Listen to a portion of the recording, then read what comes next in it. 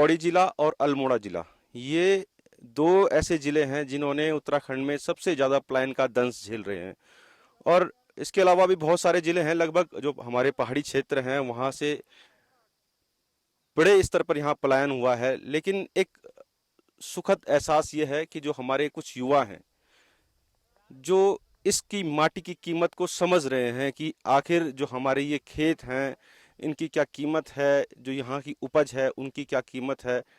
और ये सुखद एहसास कुछ पौड़ी में हमको जाके मिला। अभी हम पौड़ी के पास कंडारा गांव में हैं। यहाँ पे कुछ युवाओं ने लगभग 50 नाली जमीन को, जो बिल्कुल बंजर थी, उसको लिया और उस पे अब वो बड़े स्तर पे यहाँ पे स्वरोजगार का साधन बना रहे हैं। वो खेती कर रहे हैं, मत्स्य पालन कर रहे हैं, मुर्गी पालन कर रहे हैं। यही नहीं, उन्होंने स्कूल भी यहाँ पे शुरुआत की है, जिस स्कूल में यहाँ के जो बच्चे हैं उनको अच्छी शिक्षा मिल पाए, ये उनका उद्देश्य है। अभी हमारे साथ प्रमोद खंडूड़ी हैं जिन्होंने ये यहाँ पे काम शुरू किया है। खंडूड़ी जी, पहला सवाल मेरा ये है कि बहुत सालों से ये खेत बंजर हो गए थे, तो क्या लगा आपको कि हमको इस पे खेती करनी चाहिए या अन्य प्रोजेक्ट करने चाहिए? देखिए देखिए सिंध लोग लगातार पलायन कर रहे थे और सरकार तमाम योजनाएं ला रही थी कि कृषि पे और खेती पे काम करेंगे। तो हम लोगों ने यहाँ पे एक सोचा कि जब हमने पहले यहाँ पे एक विद्या यहाँ सबसे पहला जो शिक्षा और स्वास्थ्य के लिए लोग पलायन कर रहे थे, तो हमने कहा कि अगर हम कुछ लोगों को रोक सके तो पहले शिक्षा देना बहुत ज़रूरी है। तो मेरे मित्र हैं कुलदीप गुसाई, हम लोगों ने दोनों ने मिलकर यहाँ पे एक विद्यालय का शुरुआत की। और तब हमारे पास 12 बच्चे थे और 3 साल के अंदर हमारे पास 145 बच्चे यहाँ पे हो गए हैं। कई परिवार जो पौड़ी या अन्य जगह चले गए थे वो वापस आए, बैक आए और उनके बच्चे यहाँ पढ़ रहे हैं।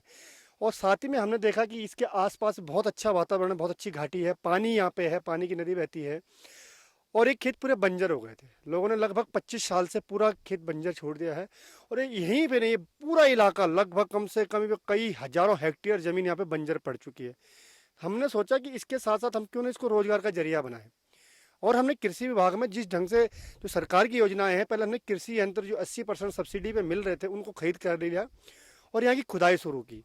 तो शुरू में तो बहुत टफ लगा कि नहीं कर पाएंगे नहीं कर पाएंगे, लेकिन कोशिश करते करते करते हमने पहले यहाँ की झाड़ियाँ साफ की।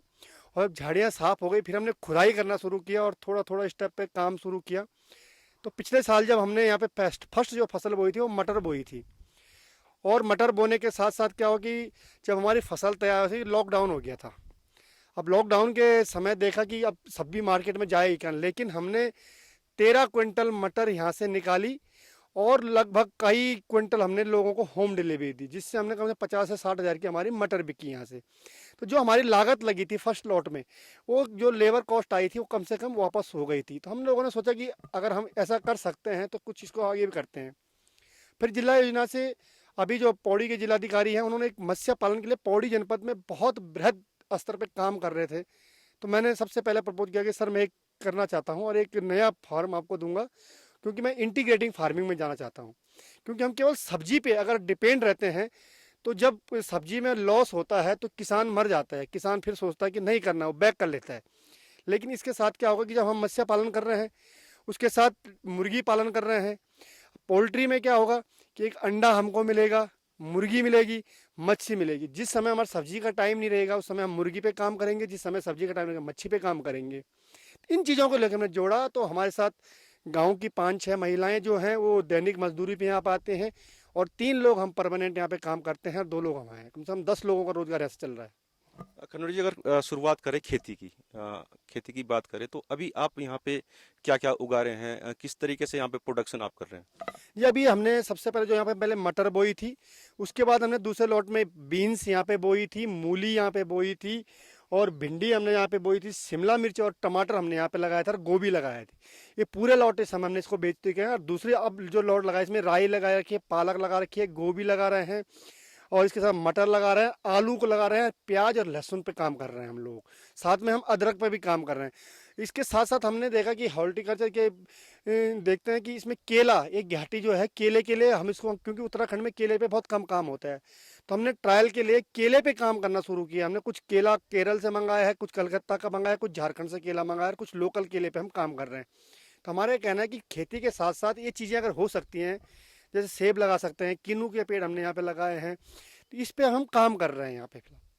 अगर मत्स्य पालन की बात करें, जिस तरीके से आपने यहाँ पे एक फिश पॉन्ड भी बनाया है, तो इसका आइडिया कैसे आया और अभी आप किस तरीके से काम कर रहे हैं, क्या कौन सी मच्छी है जो यहाँ पे सरवाइव कर पा रही है? इस समय देखिए यहाँ पे जो हमने मत्स्य पालन का जो हमारे कॉन्सेप्ट बना, तो जब हम इंटीग्रेटिंग फार्मिंग की बात कर रहे थे तो हमने कहा यार, क्योंकि मच्छी से जो कबाड़ निकलता है वो मुर्गी के काम आ जाता है, मुर्गी का जो खेती का कबाड़ निकलता है, घास निकलती है, वो मच्छी के काम आ जाती है। तो एक चक्र बन जाता है इसका। तो इस समय जो हमने डाली थी यहाँ पे, तो हमने अभी ग्रास कार्प डाल रखी है और आमूर यहाँ पे डाल रखी है, उसके साथ साथ रोहू भी डाल रखी है। तो और मार्च में हमारा जो है, हम पंगास पे काम करने वाला है, क्योंकि यहाँ पंगास बहुत अच्छी उसमें ग्रोथ देती है। तो इस पे हम काम करेंगे, और इसलिए मत्स्य विभाग पूरा सपोर्ट करता है, वो सीड भी और फीड भी उपलब्ध करा रहा है।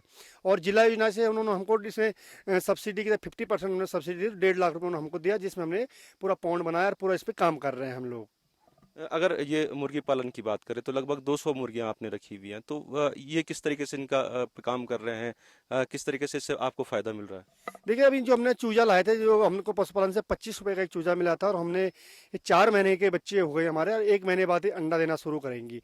तो हमारे पास 200 मुर्गियाँ हैं, 200 मुर्गियों में हम मान के चलें कि 100 अंडा हमको पर डे मिलेगा, क्योंकि 100 कोई ब्रेकअप करके देती है।